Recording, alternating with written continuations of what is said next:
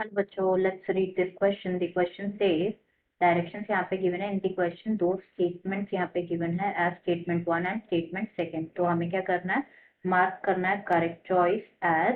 तो फर्स्ट यहाँ पे गिवन है दोनों स्टेटमेंट 1 स्टेटमेंट 2 करेक्ट है। सेकंड यहाँ पे गिवन है दोनों स्टेटमेंट 1 स्टेटमेंट 2 इनकरेक्ट है, तो आंसर हो जाएगा सेकंड।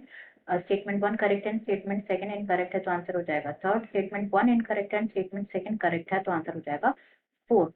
तो सबसे पहले यहाँ पे देखें स्टेटमेंट 1। तो स्टेटमेंट 1 में गिवन है कि जो डेवलपमेंट होता है हैबिटेट का ऑफ एन ऑर्गेनिज्म, वो सोलली डिपेंड होता है on the type of biotic components जो कि प्रेजेंट होते हैं इन इट, विथ विच जो कि ये इंटरेक्ट करते हैं आपस में कंटिन्यूसली। एंड स्टेटमेंट 2 यहाँ पे गिवन है जो जोग्राफिकल डिस्ट्रीब्यूशन होता है ऑर्गेनिज्म का, वो लार्जली डिपेंड करता है on their ability to dominate other species present in that region. तो सबसे पहले यहाँ पे बात करें अगर हम अबाउट की कॉन्सेप्ट, तो जो की कॉन्सेप्ट इस क्वेश्चन में यूज किया गया है that is distribution of organism. Distribution of organisms. तो ऑर्गेनिजम्स के डिस्ट्रीब्यूशन के बारे में अगर हम डिस्कस करें तो जो ऑर्गेनिजम्स है वो डिस्ट्रीब्यूट होते हैं डिफरेंट डिफरेंट एरियाज में, जो कि डिपेंड करते हैं upon several factors. The very first factor is habitat development. Habitat development.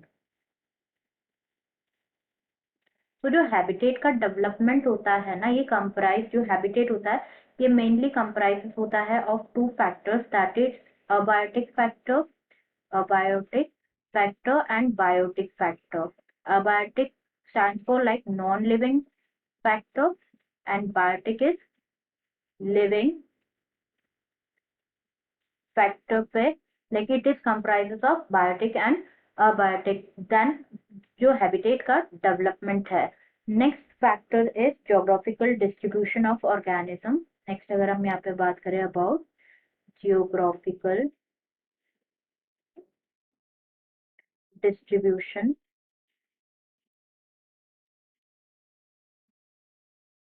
of organisms।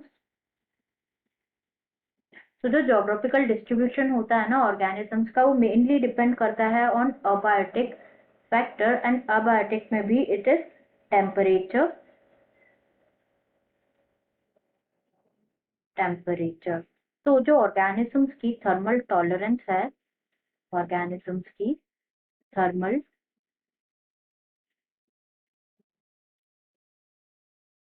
Tolerance है, उस पे डिपेंड करेगा जोग्राफिकल डिस्ट्रीब्यूशन ऑफ ऑर्गेनिजम्स। तो यहाँ पे जो हमारा फर्स्ट स्टेटमेंट है वो यहाँ पे इनकरेक्ट हो जाएगा। सोली डिपेंड नहीं करता ऑन बायोटिक कंपोनेंट, दोनों पे डिपेंड करता है बायोटिक और अबायोटिक कंपोनेंट विद इन विच जो कि वो इंटरेक्ट करते हैं आपस में कॉन्टिन्यूसली। तो पहला स्टेटमेंट तो फॉल्स हो जाएगा एंड जो सेकेंड स्टेटमेंट है वो ट्रू है। तो करेक्ट आंसर यहाँ पे हमारा हो जाएगा क्या, four. That is statement 1 is incorrect and statement 2 is correct.